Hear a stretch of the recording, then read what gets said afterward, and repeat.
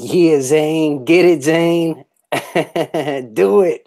Welcome, everyone, to the 6th Round Post-Fight Show with me, Zane Simon, and my encouragement, cheering section, and co-host, Eddie Mercado. We are here from BloodyElbow.com to talk about this UFC 222 card that just wrapped up in Las Vegas. Chris Cyborg Justino putting an absolute ass-whooping on Yana Kunitskaya once she shucked off an early low single leg and a very short-lived back take. Yeah. It's so funny, too, because Joe Rogan was like, oh, look at this. This is it. She's getting the takedown. And it's like even attempting a takedown on Cyborg is like headline news. Like, oh, my God. Especially like they're like, oh, she's got her back. She's got her back. And it's like when she stood up, it's just like, yeah, that doesn't mean anything anymore. Like her having like one hook around and like arms over the back of her neck. It's just like, nah, this is only going one place from here. But yeah. It's like, look, she's not getting completely destroyed in this very second. Yeah.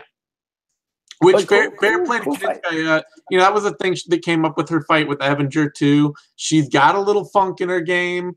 She showed it early. She did the best she could to catch Cyborg totally off guard with that face first flop into a low single leg ankle pick where it's like, you see that happen. Cyborg like hits her with a crushing overhand, hits her to the body, and then she flops and you're like, oh, she's done. But no, it was all just like a ploy, a clever ploy, and it worked for 15 seconds. Yeah, she did the very best she could. Kudos to her for stepping up, moving up from bantamweight, which is not easy. No one wants to fight Cyborg, and this is just more evidence of why nobody should want to fight Cyborg, because she is literally one of the most dominant forces in all of sports. Yeah, and as with every single Cyborg fight, like a couple days out. This time it was shorter. This time it was only a couple days out. Oftentimes like a week out or something like that. But you know, right as we get up to the point, people are starting to be like, "You feel it tonight? This is gonna be the one. I can feel it." Yana Kunitskaya, she's got something special. She's got things in her. You know, she's got tricks. People are underrating her here. You're just like, no. People say this every single time Cyborg fights. They're just like, nah, you know, Lena Landsberg, that clinch work, elbow queen, Holly Holm, she's got the counter. No, it doesn't work like that. Nah, she is in a league of her own, like head and shoulders above the competition. Yeah. And technically too, like it's not just a strength thing, you know. Oh yeah, like the way she got out of that off of the cage, that was all technique. Yeah. She wasn't like just going aggro and like using her superior strength just to get out of bad positions. She like legit knows her shit. Yep. So now on the level of shit to be totally shocked by and excited by and oh my God, what the fuck just happened? Frankie Edgar just got stopped for the first time in his career by Brian Ortega. And like I was ready for Ortega to get that submission, and I would be still surprised and super impressed and be like, oh my God, Brian Ortega, that is the most amazing thing ever. But man, only some like degenerate ass gamblers were out there calling for Ortega by KO. Were you one of them? Ortega by KO, but I tell you this much, my friend fucking hit on Ortega. Yeah. My friend fucking hit on Ortega. I mean, anybody picking Ortega by submission, that makes sense. I get it. Like there, you know, that doesn't make sense. Actually, this was the time where you pick Ortega straight up. You got him at underdog odds. There's no need to get cute with the specifics of, you know, submission or knockout, whatever. Just Ortega straight up was. He's an amazingly dangerous fighter. It's just Frankie Edgar had never been stopped, and even playing on this idea of like he's an amazingly dangerous fighter.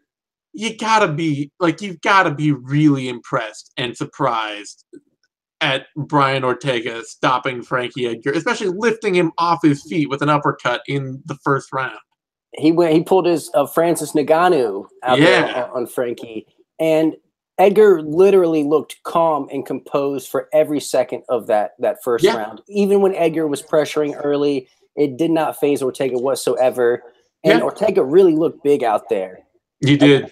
I didn't know he was going to look that big, but he definitely looked like a different weight class. Yeah, there's always something. There's always stuff like that with the physical part of a matchup that you just can't see until the fight starts, where you're just going to be like, once the fight actually did, two guys are in the cage together, you're like, oh man, all of a sudden, this dude is way faster, or this dude is way bigger, or things that play out like that, X factors that it's hard to visualize just on tape. But he did look big. I mean, Ortega still kind of lost every minute of that fight, right up to knocking Edgar out. But I don't know. I felt like he found a groove where he started flowing and just really he took the center. There was a in the moment beginning he was about backing 30, up. Maybe 45 seconds before he knocked Edgar out, where he threw a jumping head kick that caught Edgar off guard coming out of the pocket, and it looked like he kind of landed. And Edgar brushed it off, wasn't a big deal.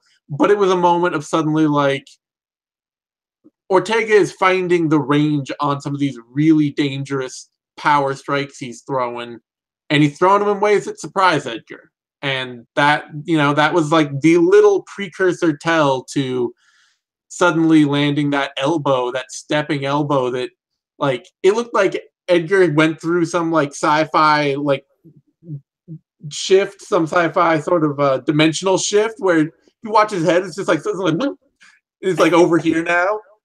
And his head teleported. Yeah. It and ripped his brain the space-time continuum. Had to be scrambled after that. And then that uppercut was just brutal. Man, it's so crazy. Like the way Ortega wins with these strikes. Like what he did to Clay Guida, like finding that knee. It's like you've never seen him throw that ever.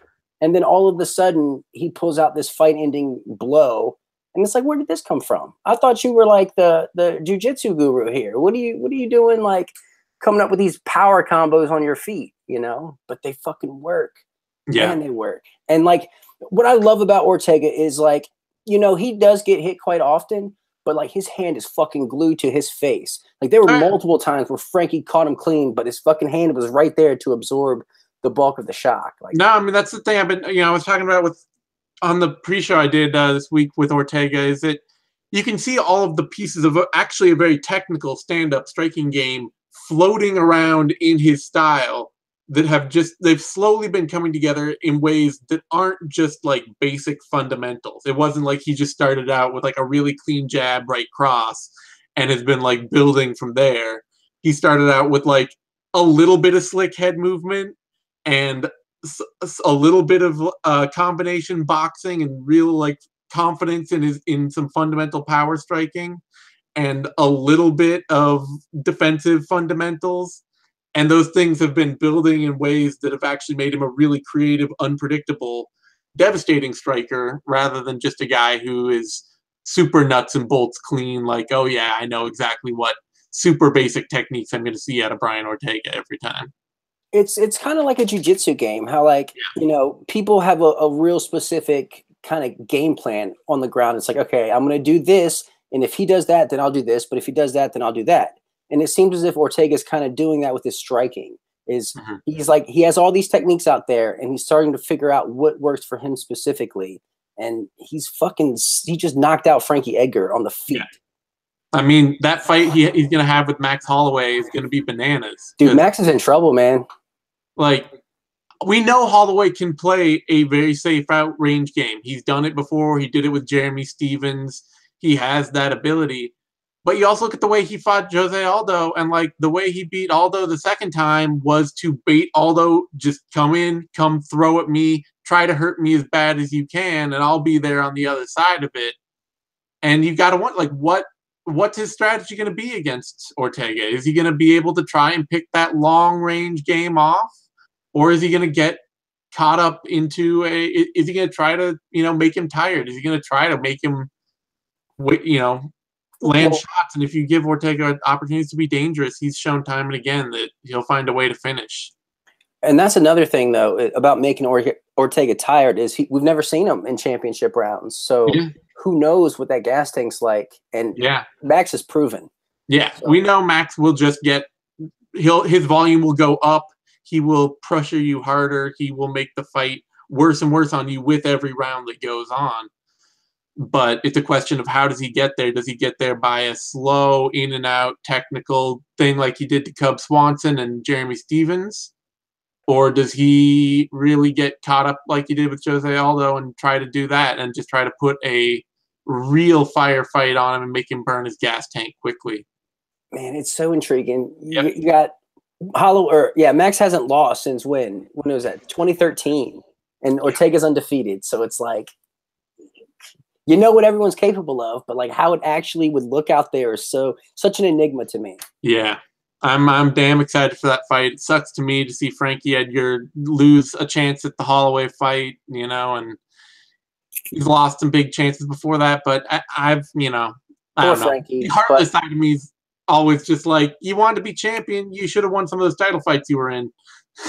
Yeah, or, it's like you were champion, actually. Yeah, he was champion. I mean, your time's passed. Let's face it.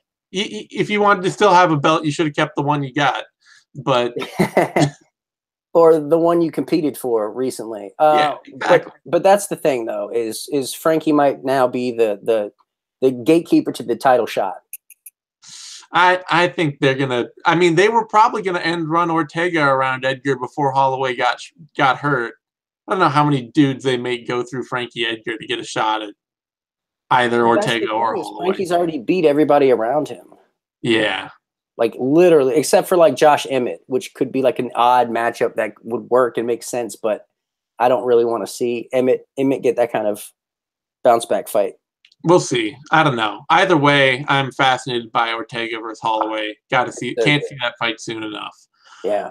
Before that, Sean O'Malley was putting a hell of a fight on Andre Soukhamthath, absolutely destroying him right up until I think it was a question mark kick he threw late in the fight that skipped off Soukhamthath's elbow and broke his foot in the process. Man.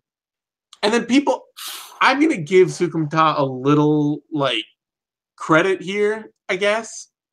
Sure. Everybody was like, oh, my God, why are you wrestling with a dude who clearly only has one leg and can barely stand up?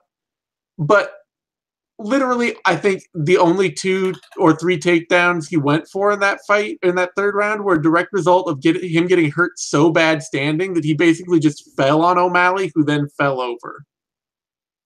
Like earlier in the fight, you mean? No, in that third round when O'Malley's on one leg and he hit an elbow, he hit a back fist that clearly that was a spinning back elbow is what O'Malley did. He hit a spinning back elbow that clearly rocked Soukhamthath. Before that, he jumped off the cage with a hard jab as Soukhamthath was walking in, and Soukhamthath just fell on him. I can't look at that as damn. We got to remember how bad Soukhamthath was hurt in round 2. It's not like this dude is suddenly not going to get hurt by shots. So part of me is just saying that Soukhamthath was so badly hurt throughout that third round that he couldn't really stay standing to compete. That's so fair. And even beyond that is maybe he was just so rocked that he's on autopilot. You know what I mean? He's just going through the motions, not even paying attention to the foot. Yeah. Because it's not like he had a moment to where his coaches could be like, hey, his foot's fucked. Even though his coaches were screaming to back away. They were literally screaming to back away. Because if he would have just disengaged, he would have won the fight because O'Malley could not stand whatsoever. And he tried, though. The toughness and courage of O'Malley is insane for him to keep getting back to his feet after one foot was fucked and hobbling on one leg. That was so pimp. That was such a gangster move from him. Yeah. And then, of course, he's going to be at his after party to release his new weed strain. Might be a little late if he's got to get the cast put on. But, I don't even know how that even works. Isn't USADA testing for that shit? For weed? Yeah. But not post-fight. I mean, you're in the testing pool all the time, right? But it's out of competition. It's legal out of competition. That's the whole thing with John Jones when he got busted for cocaine, and eventually he had to go to rehab rather than getting suspended because he was out of competition. They should have been testing him for cocaine anyway. Okay. You can do all the hard drugs you want out of competition. You just can't do them in competition. You can only get drunk while you're in competition. And mushrooms, because they don't test for it. Okay. So. Don't listen to that. No, okay, not much. But you can get drunk. You could fight totally buzzed if you wanted to, because it's not illegal in competition. But it's definitely not a performance enhancer outside of 30 seconds. O'Malley, though, I mean, whatever you want to say to Soukhamthath losing that fight and making bad choices or whatever, O'Malley looked really fucking legit. He looked a lot better than I thought he would. I really was expecting Soukhamthath to have some real success as the fight went on, to find his, to find his groove, to find his moments, and to start putting it on O'Malley a little. I still thought O'Malley would win, but O'Malley just pieced him up so badly early in that fight that Soukhamthath had nothing he could do but survive. That first round was rough for Soukhamthath. He was backing up from Jump Street. And the assortment of kicks and punches from O'Malley was it was beautiful. It was really fun to watch. And I really hope his foot heals up fast, because I'd like to see him back sooner rather than later. Yeah. I'm guessing that probably won't be a really bad injury. I don't think a broken foot like that is usually, might be a few months, but maybe he was in. It's not like a broken hand. It doesn't make me worry the way a broken hand does, or like a bad knee. If his knee had popped out, or he'd blown an ACL, MCL, or something like that, then it'd be like, oh shit. This is like, okay, broken bone, I can set it, and hopefully he'll be back in 3 or 4 months. Hopefully. Yeah. Before that, Andre Arlovski beat Stefan Struve, and this fight sucked. There were some eye pokes. Both guys looked okay, but for two chinny heavyweights, they both kind of felt like they both knew they didn't want to get knocked out out there. It was just like, Arlovski just pushing for the clinch, and Struve just trying to lean back out of range for big winging hooks, and it just sucked. Fight sucked. This is top 15 heavyweights for you, man. Yeah. It's pretty sad. It's real sad. And the saddest part could be the fact that Arlovski's on a 2-fight winning streak. He's gonna get set up to get murdered by somebody now.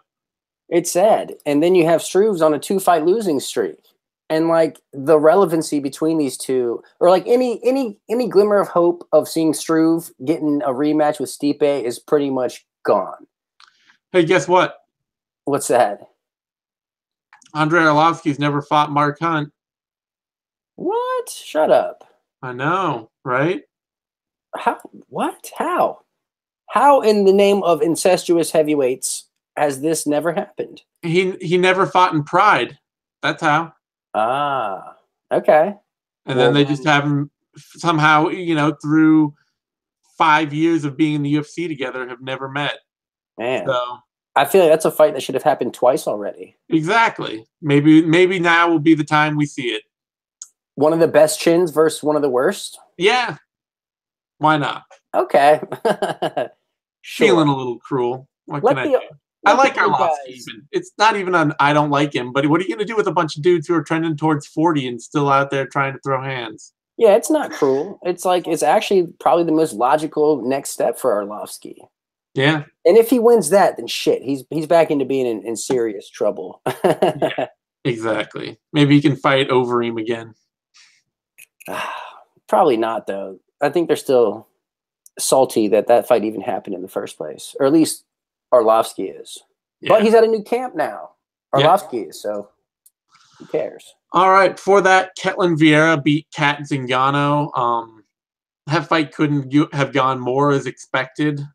Viera landing most of the better strikes for the first 2 rounds, getting the takedown. Zingano just being wild and throwing herself out of every position she gets. And man, she gets up.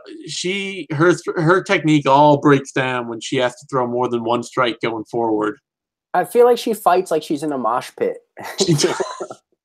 She's just throwing what the fuck ever. Yeah. Absolutely. I love Kat too. I absolutely love her. But I know she's great. And to her credit, there are a few fighters who are able to be that dangerous and sharp late in fights where, suddenly, even in round 3, in the last 2 minutes of round 3, Zingano's popping up, pushing Viera back, cracking her, and just going after her with head kicks and punches and all that. She just kept running herself into the clinch over and over and couldn't take advantage of any momentum she grabbed, and Viera's too tough and too technical and too well put together for it. Still, though, I got to say that win does not, somebody afterward was like, oh, man, what do you think of Viera's chances against Amanda Nunes? I think it could be good. And I'm like, like how wild she got when Zingano was actually running forward and Viera started like looping long hooks out at her. Like if Amanda Nunes isn't going to walk herself into the pocket like that, and we know she won't. We know she's happy to just sit outside and play a careful range game. There's no way Viera matches her for pot-shotting power strikes from range. No, I don't see her clean enough getting into Nunes's hips. Honestly, I don't think that was a good enough fight to get a title shot. I think they should give it to Marion Renault. Either that or just have Renault and Zingano fight each other and book that Cyborg Nunes fight, for crying out loud. Or you mean Renault and Ketlin? Renault and Viera fight each other. And honestly, man, I don't think Nunes wants that action. Don't think so either, but I really don't. At the very least, I don't think Nina Ansaroff wants Nunes to have that action. So Nunes might be like, yeah, fuck yeah, I'll fight Chris Cyborg. And, Ansaroff's like, no, you won't. We're not. Oh, no, you're not. Yeah. Nobody's signing this paperwork. Yeah. But, I mean, there's not really nothing else to do with Cyborg. No. And there's not a lot else to do with Nunes, frankly. I mean, well, we got two challengers right here. Yeah, but they're challengers that neither of whom look good enough to be a threat. Well, that division isn't good enough, honestly. Exactly. Which is why I'm saying that you might as well book the huge fight while you got the moment. Fair play. For that, Mackenzie Dern beat Ashley Yoder in the prelim main event. And speaking of sloppy and terrible, and this was a much worse fight for Mackenzie Dern than I expected. Even, I mean, I knew Dern's striking was ugly. There was no question about that. But against somebody who's usually a pretty willing grappler and wrestler in Yoder, Dern just could not get this fight to the ground to save her life until that open space single leg in round 3. And, if she keeps fighting like that, if she can't get fights to the ground, Yoder is pretty much the athletic low end of that division. And the technical low end on the feet. Yeah. Which isn't a good look for Dern. But no. I did like the fact that she's all in on her jiu-jitsu striking. Oh, yeah. You know what I mean? I feel like as confident as it gets in her ability to go after people.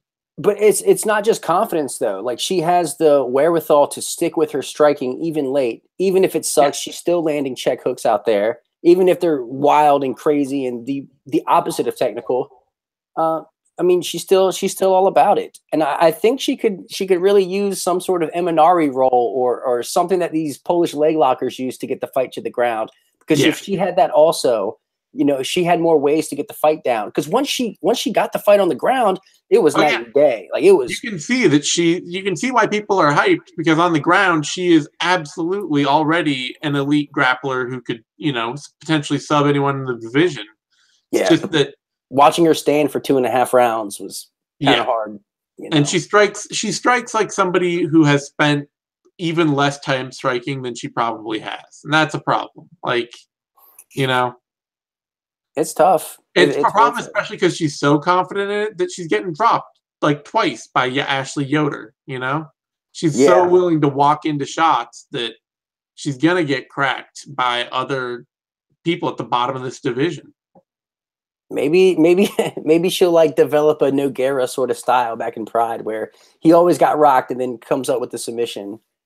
You will see. I mean, there are women in that division that she can absolutely compete with if the UFC is willing to run her around just the very bottom end of it. And another thing is, she didn't even try to pull guard once in this fight. No. So I think if she actually tried doing that, she might actually find some success. Yeah, she might. It'll be interesting to see. Like I say, if the UFC can keep her with the Maya Stevensons and the Chan Mi Jians and the other super raw, unathletic low end of that division for a couple of years, then maybe she can really develop into somebody you can hang. But right now, I feel like if she, ended up in there with even somebody like Alexandra Albu, I feel like Albu would just crack her hard. Albu would also throw herself onto her own back and get subbed. But But she's a heavy-handed female for sure. Yeah. So we talk all the time about male fighters and their physique and whether or not things move on them. Are we allowed to do the same thing for female fighters? Oh, no, I'm not doing it. I'm not doing it. I'm not. I don't care. I respect that, and we can move on. All right. Before that, Alexander Hernandez. Speaking of upsets, speaking of shocks. Wow. I mean, I was ready to give Alexander Hernandez big props if he won a round off Beneil Dariush. I was going to be like, holy shit, dude, this kid has some skill that we need to watch for. Came out, knocked Dariush out in the first round. 42 seconds. And I mean, we know Dariush can be caught cold by people. We know he doesn't have the best chin in the world. We've seen him take a knockout to somebody like Ramsey Nijem, and Ramsey Nijem didn't end up being shit when it came to the UFC. I'm still like, I like Alexander Hernandez's game, and I like what he came out with against Dariush, and that's a hell of a statement. It's a hell of a way to jump up the ladder in a lightweight division that if a dude like him starts at the bottom fighting the worst guys, it is a long, slow slog to the top. Yeah. He came out with the fake touch of the gloves to the kick, which, you know, is a polarizing move that I actually find to be of the bitch-ass persuasion. But, sure, you know, but you gotta look at, you know, Brian Caraway dropping that knee on Cody Stamann in round 1. You think I'm a Brian Caraway fan? No, I know you're not a Brian Caraway fan, but it's, you know, fighting dirty is... That's different, though. I feel like what Caraway did is a little more forgiving than the touch of gloves to, you know, cheap shot. Maybe. Either way, Hernandez got a win in his career that he wasn't supposed to get, and a big one. Like, yeah, and I mean, after that, he looked great. You know, he landed a really nice body kick. He landed that sinister cross that dropped Dariush, like slumped him to the point of unconsciousness, and 42 seconds is not a lot of time. So I think he's going to make some waves, and since he knocked out the guy that knocked out James Vick, I think that's the matchup to make. Why not? Yeah, I would like to see them slightly give Hernandez a step back, give him somebody a little less, you know, ready for the top 15 at division next. This has a bit of the feel of like a Josh Emmett win over Ricardo Lamas, where they're like, yeah, now fight Jeremy Stephens. And you're like, you're going to get fucked up, maybe. But hey, that fight was spectacular, wasn't it? It was spectacular, and I think a Hernandez-Vick fight would also be spectacular because I think Hernandez would just go after Vick and do everything he could to try to take him out. That's what you got to do to Vick, though. Oh, yeah, it is. So, hell of a debut win for Hernandez. I will be fascinated to see if he just fast-tracked himself into only getting hard fights from now on. My guess is probably. Yeah, probably. Especially in like that division is like the worst division to get fast tracked in.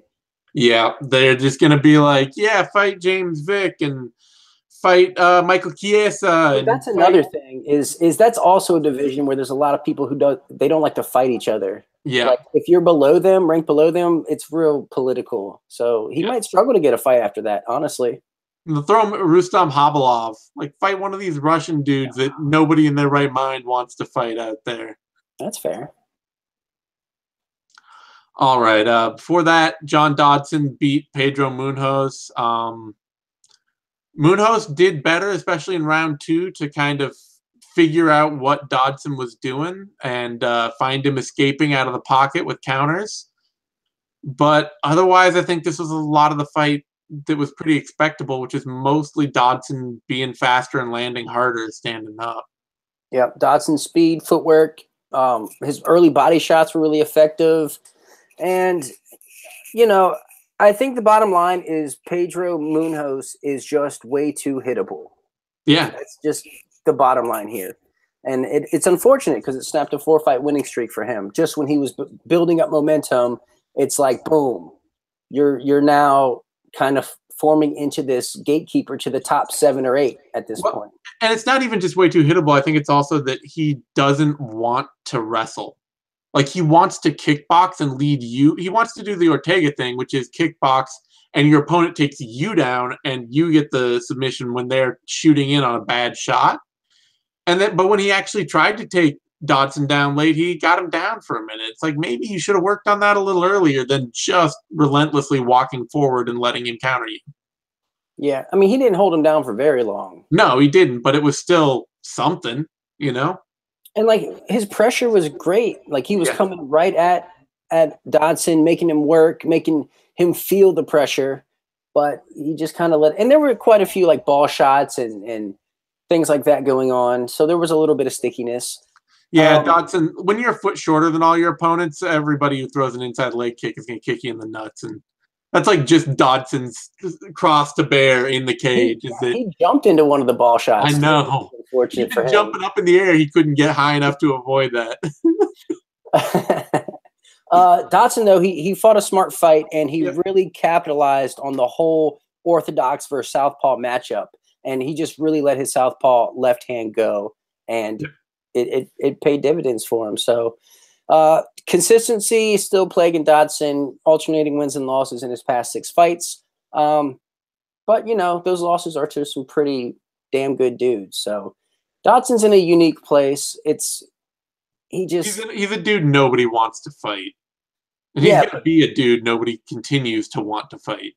But someone who's going to struggle to build any kind of momentum going forward and prevent himself from getting to a title shot. Yeah.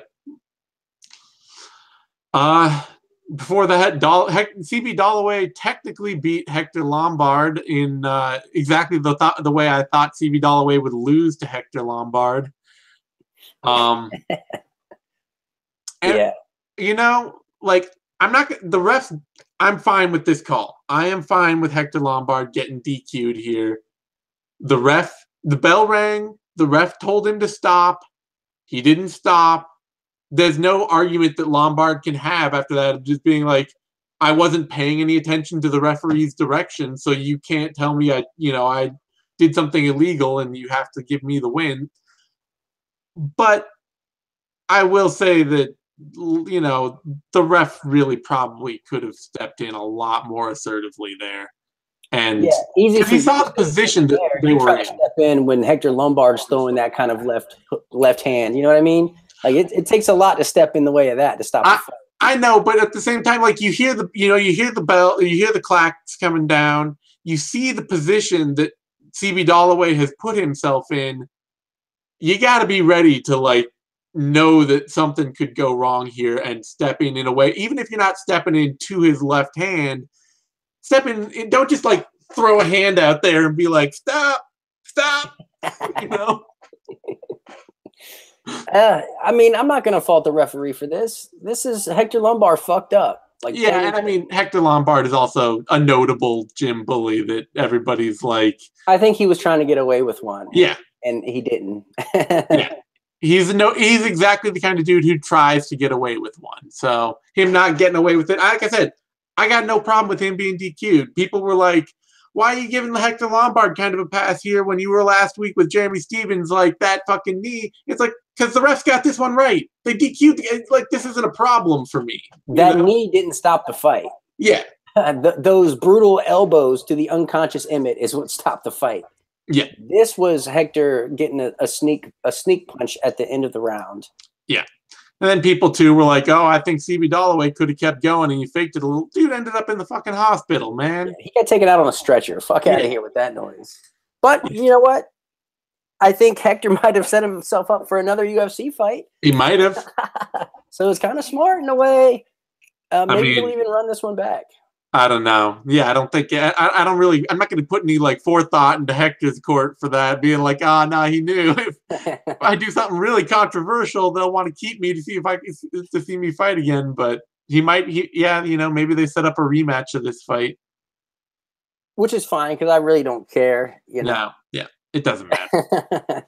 All right, for that, Zach Otto very predictably knocked out Mike Pyle in the saddest way for Mike Pyle to retire on, and I don't know why the UFC thought giving Mike Pyle a fight to retire on like this was a smart idea, but they did, and he got knocked out. Well, I think it was just a favor so Pyle could retire at home, and they gave him some guy that, he might be able to beat, someone who's not that great.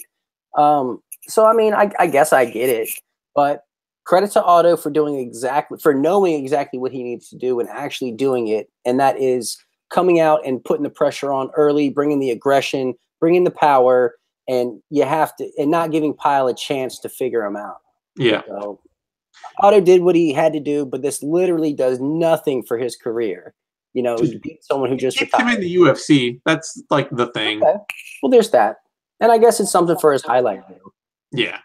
But sad note for Pyle, who was obviously pretty emotionally overwhelmed, did not want to walk away like that at all, you could tell. But yeah, it's tough seeing fighters emotional. We actually saw Joe Rogan emotional tonight too. Yeah. Which was a little change of pace, you know. Yeah, recent passing of the production manager for the UFC pay-per-views.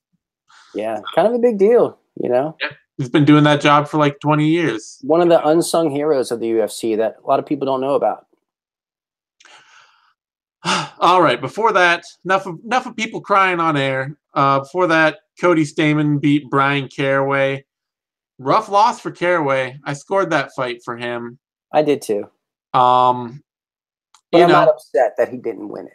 Not upset that he didn't win. He gave away large parts of it because he couldn't wrestle. He couldn't get Stamann down. Stamann, his wrestling defense held up, and my feeling was if Stamann could stop the takedowns, he would win the fight. But you know, credit to Caraway too. He dug deep late, and he put it on Cody Stamann for the last minute of that fight to try and make sure. That was fun to watch. He went full veteran, and I really thought he did enough to pull it out there. But yeah, you know, if they want to credit Stamann with the heavier punches, I'm okay with that too. Yeah, and you know, Caraway's always his last few years in the UFC have been being the guy who only seems to want to fight like once every 8 months. So he's just been kind of dead weight in the rankings a little. You know, it's been like, oh yeah, he's big time. Yeah, so. And really big, I always hear stories of him ducking fighters. I don't know if it's true or not, but I interview these guys, and they're like, oh, Brian Caraway's ducking me, Brian Caraway's ducking me, Brian Caraway's ducking me. Yeah, Dodson, Lineker, other guys have all been saying Jimmy Rivera was very vocal about that. Yep. So. And Jim Rogan putting his fucking business out there. He put Caraway on blast. He's like, oh, man, his trainer killed himself. His girlfriend left him, and now she's pregnant by another man. It's like, damn, Rogan, you lifetime TV broadcaster, dude. Like, this guy's going to go kill himself now. Like, chill out. You're digging in. And the commentators were roasting Adelaide Bird because this was her first UFC back since the whole Canelo Triple G. I think maybe even her first fight back since her first major judging performance night back. But they were, man, DC and Rogan were roasting her. I loved it. Yep. I thought it was hilarious. Yeah, they actually had pretty decent chemistry in the booth tonight, even if they were going off on all their notable tangents. It was like it was super friendly and just better when Dominic Cruz isn't down there just like having a pissing contest with everybody. You know, he's like down there with his little man syndrome, fucking just drawing out these arguments with people. It's like, bro, like come the fuck on. I get it, you're a fighter, cool, but like leave the fight in the cage. Like you're supposed to be out here analyzing and making this fun. He loves bickering with Joe Rogan. Which has led to some of my favorite moments of commentary, like him just totally shutting Rogan down on some random rant. But it also every time they work together, it gets pretty old. Yeah, I mean, and sometimes Rogan will just be like, "Hey, man, I'm fat and I sweat a lot. What do I know?" Yeah. You know, it's like, All right. Before that, Jordan Johnson beat Adam Milstead. If you noticed, we took a while to get to that fight because it was pretty boring and who cares. And yeah, that's pretty much it. Milstead Johnson just basically outlanded Milstead, couldn't get his takedown game working for most of the fight, but Milstead landed some better shots, whatever. Yeah, Jordan Johnson, terrible on the microphone, real dry and boring, and this fight was pretty dry and boring. It was interesting to see Milstead fight at 205. I thought he looked great physically, but when he was actually striking, he was actually a lot slower because he's fighting faster opposition. So I don't think he was expecting to be as slow as he was out there. And I mean, Johnson was landing with like a really educated left hand. Like it was nimble. It was real nimble. Like his jab was landing, his hook was landing. And, you know. He just still has the same problem, which is that he can have kind of a slick boxing game from distance, but it's all predicated on staying on his back foot and like rolling out of the way of stuff while landing punches. which means that he has no drive on any takedowns to step in behind his boxing game. And whenever he tries to take people down, he has to run into the pocket with his arms out, and he just gets lit up doing that. And he got hurt several times in this fight doing that. Milstead was throwing some heat. And another takeaway was Milstead's knee. It actually looked really strong out there. I didn't notice any signs of weakness. So who knows what he'll do moving forward at 205. Who knows what Jordan Johnson will do moving forward. Yeah. I mean, I'm not exactly lining up to see him again. No, he's got to get his boxing game connected to his wrestling somehow, because he's a really technical wrestler, and that's really what you want to see out of him, is him putting people on the mat, riding them out, and landing shots from there. Him in kickboxing contests is just bad fights. Yeah, and not being able to keep Milstead down was not a good look. Yeah. So end of the night, Chris Cyborg winning the way she did, Ketlin Viera winning the way she did, just makes me want to see Cyborg versus Nunes that much more right now. Let Viera fight Marion Renault, whatever, that's fine. And man, I am so psyched to see Ortega fight Holloway when Holloway comes back. So that's the hopefully that should be a totally easy fight to make, because Ortega didn't take much damage in this fight. Yeah, that fight needs to happen soon. It's the biggest takeaway of this. You know, like Nunes, Cyborg, whatever. Like, no one's really that excited for it. Nunes is just honestly the most. I'm a little excited. A little bit, but just because she is literally the only person available. Like, the only one. And like I want to see it, but you know, I don't get the same feeling as Holloway Ortega. Like it's giving me butterflies right now. Like I'm like, oh fuck, man. Yay. All right. Well, I love when there's like really awesome takeaways like this. Like I'm left with such a good taste in my mouth after this UFC. And it's not true. And it's a card that, like, you know, there were not a lot of great there weren't necessarily a ton of great moments on this card between O'Malley busting his leg up and having, like, kind of taken a lot of the steam out of the third round of that fight where he was otherwise looking great. And then Arlovski, Struve being terrible, Ketlin Viera, Zingano being mediocre, Dern, Yoder being sloppy.